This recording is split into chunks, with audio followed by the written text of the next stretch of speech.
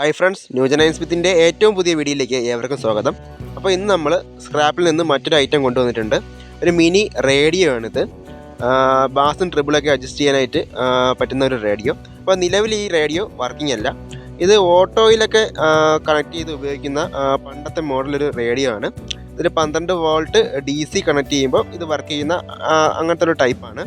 അപ്പോൾ നമുക്കിതൊന്ന് മൊത്തത്തിൽ റീസ്റ്റോർ ചെയ്ത് എടുക്കാം.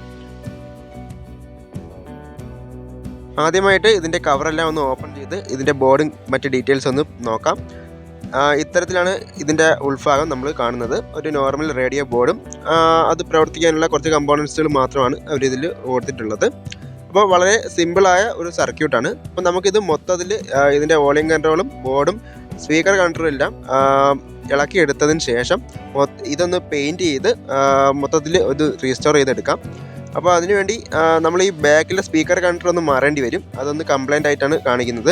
അതിനുവേണ്ടി നമുക്കിതിൻ്റെ വോളിയം കൺട്രോളും FM ചാനലിൽ ട്യൂൺ ചെയ്യുന്ന വോളിയം കൺട്രോളിൻ്റെതും നോബും കൂടി അഴിച്ചെടുക്കാം.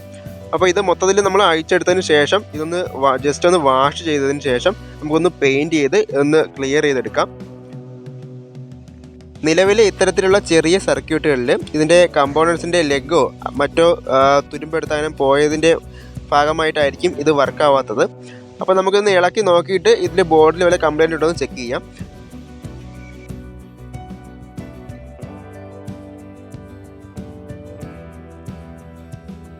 ഇപ്പോൾ ചെറിയ ക്യാബിനറ്റിൽ നിന്നും നമ്മൾ ആ ബോർഡ് ഇളക്കി എടുത്തിട്ടുണ്ട്. ഇതിൽ ഡസ്റ്റെല്ലാം ഒന്ന് ബ്രഷ് വെച്ച് മാറ്റിയതിന് ശേഷം നമ്മളുടെ കണക്ടറിൻ്റെ വയറെല്ലാം ഡിസ്കണക്ട് ചെയ്തിടുന്നുണ്ട്. ഇനി നമുക്ക് ഇതിൻ്റെ ബോർഡ് മാറ്റിയതിന് ശേഷം ഇതിൻ്റെ ക്യാബിനറ്റ് ഒന്ന് വാഷ് ചെയ്തെടുക്കാം. ഇതിൻ്റെ തുരുമ്പെല്ലാം വാഷ് ചെയ്ത് തുടച്ചതിന് ശേഷം നമുക്കിത് പെയിൻ്റ് അടിച്ചെടുക്കാവുന്നതാണ്.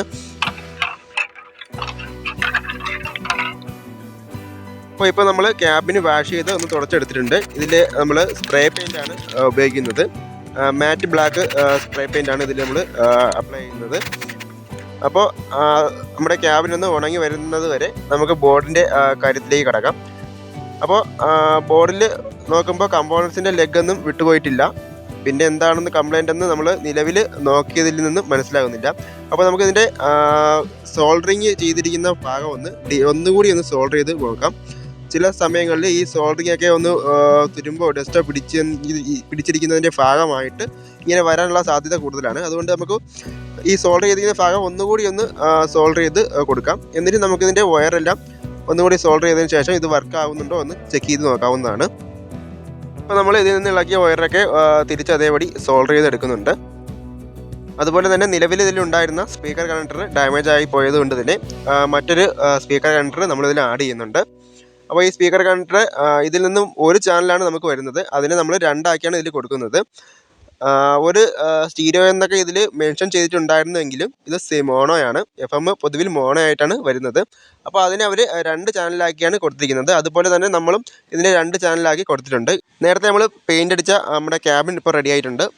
അതിലേക്ക് നമുക്ക് ഈ ബോർഡുകളെല്ലാം കൂടി ഒന്ന് അറേഞ്ച് ചെയ്ത് വെക്കാം. വളരെ സൂക്ഷ്മമായിട്ട് ചെയ്യേണ്ടതുണ്ട്.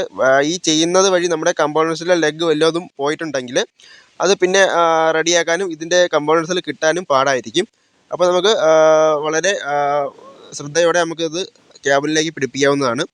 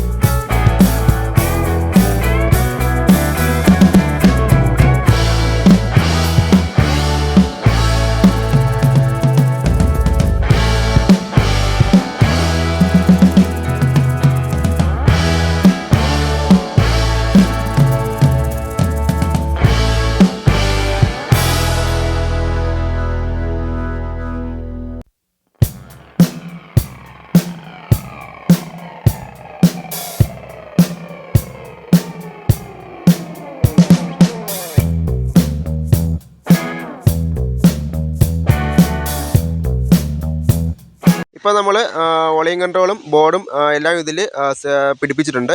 ഇനി നമുക്കിതിൽ പവർ കൊടുത്ത് ഇത് ഓൺ ചെയ്ത് നോക്കാവുന്നതാണ്. അപ്പോൾ നമ്മൾ കൊടുത്ത കണക്ഷൻസ് എല്ലാം ഓക്കെ ആണോ എന്ന് ഒന്നുകൂടി ഒന്ന് ചെക്ക് ചെയ്തതിന് ശേഷം ഈ കാണുന്ന ബ്ലാക്ക് റെഡ് വയറാണ് 12 വോൾട്ട് DC ഇതിൽ കണക്ട് ചെയ്യേണ്ടത്. അപ്പോൾ ഈ വയറിൽ കൂടി നമുക്കൊരു 12 വോൾട്ടിൻ്റെ ബാറ്ററി കണക്ട് ചെയ്ത് ഇത് വർക്കിംഗ് ആവുന്നുണ്ടോ എന്ന് ചെക്ക് ചെയ്യാവുന്നതാണ്. ഇപ്പോൾ നമ്മൾ നിലവിൽ ഇത് ബാറ്ററി കണക്ട് ചെയ്തപ്പോൾ നമ്മുടെ ഇൻഡിക്കേഷൻ ഓൺ ആയിട്ടുണ്ട്. ആ സൗണ്ട് കൂടി FM-ൻ്റെ ചാനൽ സെർച്ചിങ് സൗണ്ട് കൂടി നമുക്കിതിൽ നിന്നും കേൾക്കാവുന്നതാണ്. അപ്പോൾ നമുക്കൊന്ന് ട്യൂൺ ചെയ്ത് ഇതിൽ മ്യൂസിക് പ്ലേ ആവുന്നുണ്ടോ എന്ന് ചെക്ക് ചെയ്യാം.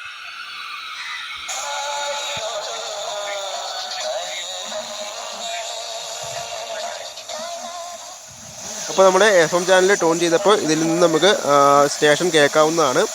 അപ്പോൾ ഇത്തരത്തിലുള്ള വീഡിയോകൾ നിങ്ങൾക്ക് ഇഷ്ടമാണെങ്കിൽ നമ്മുടെ ചാനലൊന്ന് ലൈക്ക് ചെയ്ത് സബ്സ്ക്രൈബ് ചെയ്ത് നമ്മളെ സപ്പോർട്ട് ചെയ്യേണ്ടതാണ്. പുതിയൊരു വീഡിയോയുമായി കാണുന്നവരെ ഏവർക്കും ഗുഡ് ബൈ.